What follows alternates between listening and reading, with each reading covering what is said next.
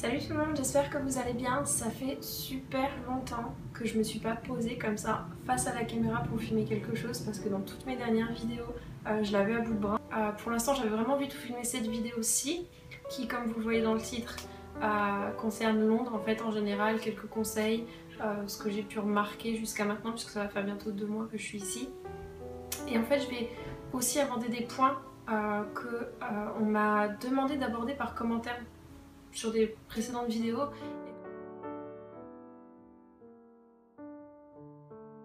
Je vais vous parler d'abord de la recherche. Si vous souhaitez vous-même partir pour Londres, que ce soit pour un stage, travailler ici une certaine période ou même peut-être penser à vous installer ici, pour la recherche de logement, vous pouvez, si vous le souhaitez, commencer à le faire depuis chez vous. Il y a des sites comme Spare Room et Gumtree, dont je vous mettrai les liens en barre d'infos, qui sont super connus ici et qui sont super intéressants au niveau de la recherche. Surtout Spare Room, que moi j'ai beaucoup consulté, qui avait des annonces top.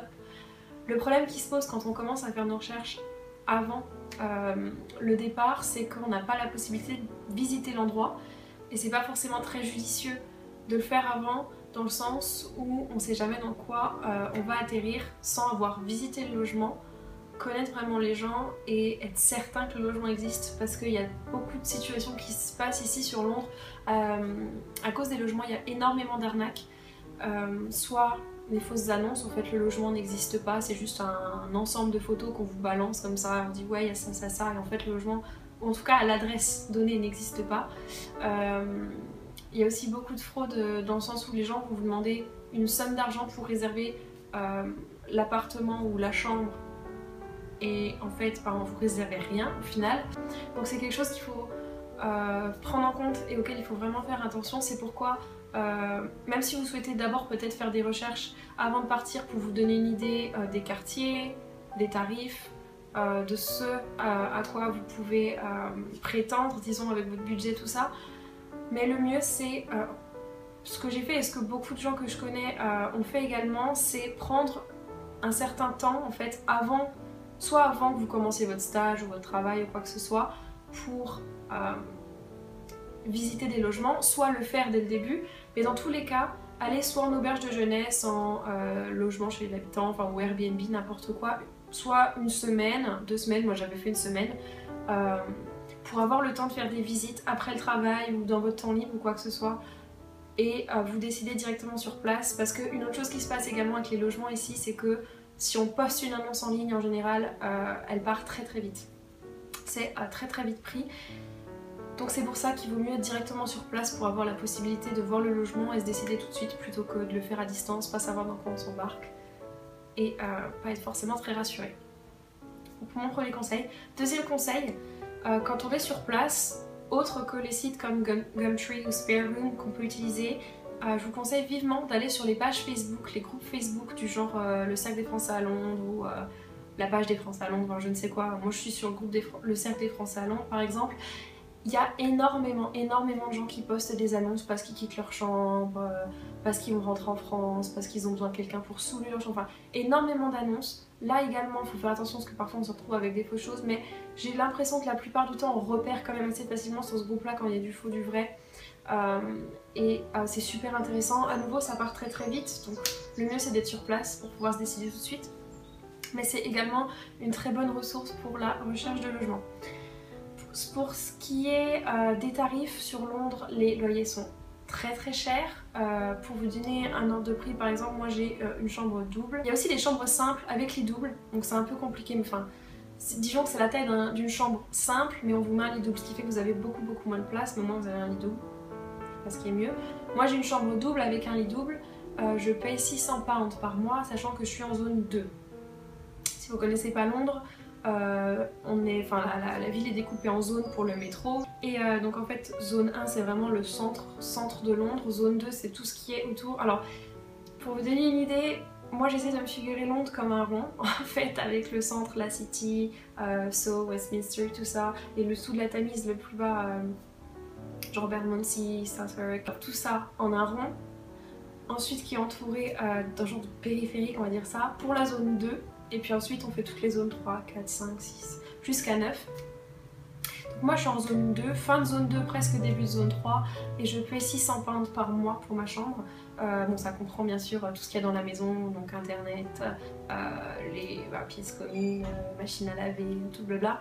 Les 600 pounds par mois ça fait quand même plus de 800 € par mois alors que je suis toute seule et que je fais un stage qui n'est pas rémunéré. Et c'est le cas de beaucoup d'étudiants. J'ai des amis qui également sont sur Londres pour leur stage et qui payent même plus cher que moi. Un petit peu on m'a demandé les quartiers qui pouvaient être intéressants où loger. Alors je pense pas être la meilleure personne pour vous conseiller là-dessus parce que à part le quartier où j'habite et certains quartiers que j'ai visités où mes amis habitent, j'essaie de me référencer à ça mais je pense pas être la meilleure personne pour vous conseiller là-dessus. Ce que je peux vous dire par exemple sur le quartier où j'habite, donc moi j'habite juste à côté de Finsbury Park, c'est au nord-est de Londres, mais c'est vraiment un quartier résidentiel, il y a beaucoup de familles, c'est très calme, il y a une école au bout de ma rue, enfin c'est posé, c'est un quartier super sympa où habiter, Finsbury Park. Après pour ce que je connais, je sais que Shoreditch, je vous en parlerai après au niveau des quartiers que j'aime, c'est un quartier génial. Après bon, au niveau tarif ça va être un peu plus cher parce qu'on est beaucoup plus au centre. Après bon, autres quartiers qui peuvent être sympas où habiter, bon forcément tout ce qui est centre de Londres, il y a vraiment beaucoup de coins sympas où habiter mais les loyers sont beaucoup plus chers.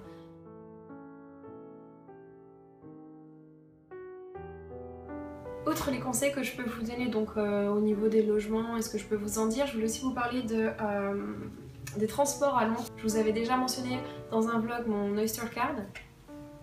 Donc ici pour se déplacer, l'Oyster Card c'est vraiment ce qui est le plus pratique parce que vous pouvez la recharger soit en mettant de l'argent dessus ou alors vous pouvez prendre des abonnements à la semaine, au mois, je sais plus ce qu'il y a d'autre, à l'année, au trimestre aussi, enfin selon ce que vous préférez.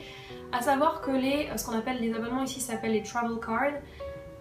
Ils sont seulement disponibles pour ce qui est métro, enfin ça fait métro, DLR et puis National Rail Services je crois, je suis même plus sûre. Enfin c'est vraiment métro et sinon après c'est un tout autre abonnement qui va couvrir par exemple que le bus et le tram.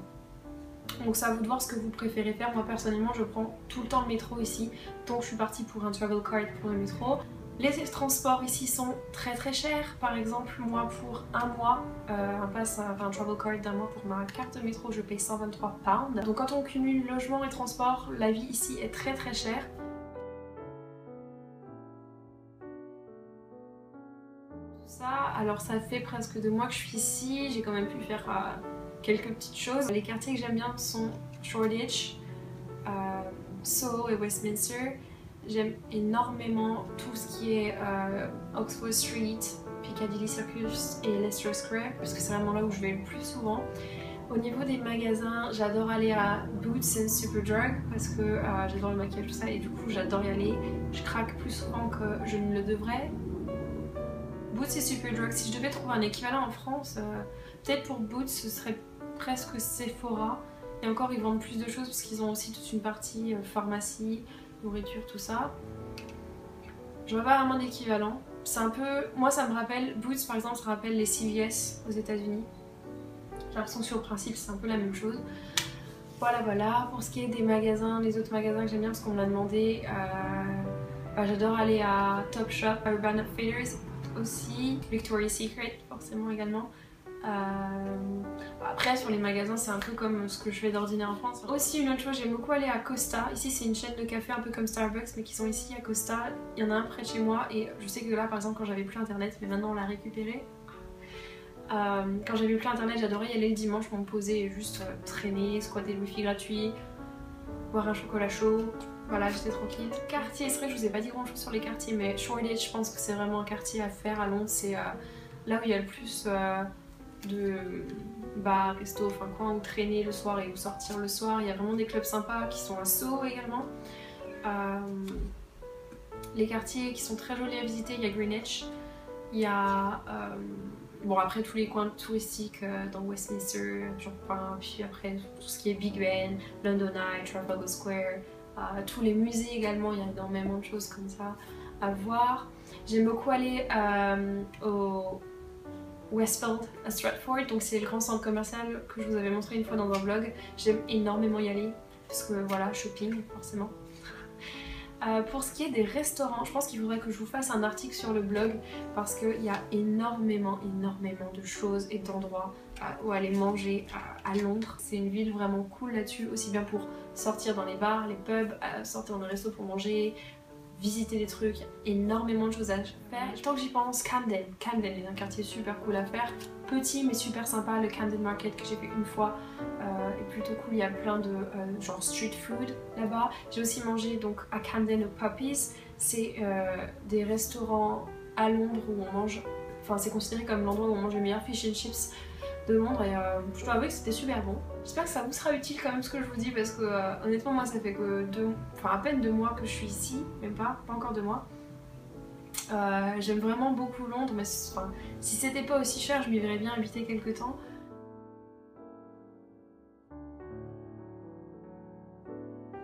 Pour moi il y a très peu de différence dans le sens où c'est une capitale européenne et j'ai l'impression qu'en Europe toutes les grandes villes ont beaucoup de similitudes.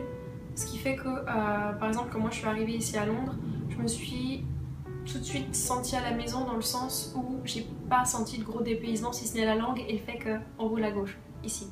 Mais si vous venez pas d'une grande ville en France, forcément vous allez être sûrement plus surpris. Si c'est le premier endroit également dans lequel vous vous expatriez, forcément il y aura une plus grosse différence. Là où il y a de très grandes différences à Londres, je pense en Angleterre avec la France, c'est au niveau des gens ici. Ils sont pour moi beaucoup plus polis, beaucoup plus distingués. Au niveau vestimentaire aussi, un peu plus classe je pense. Je sais pas mais c'est mon avis. Une autre chose que j'aime beaucoup ici c'est le fait qu'on puisse porter ce qu'on veut sans que les gens nous regardent de travers.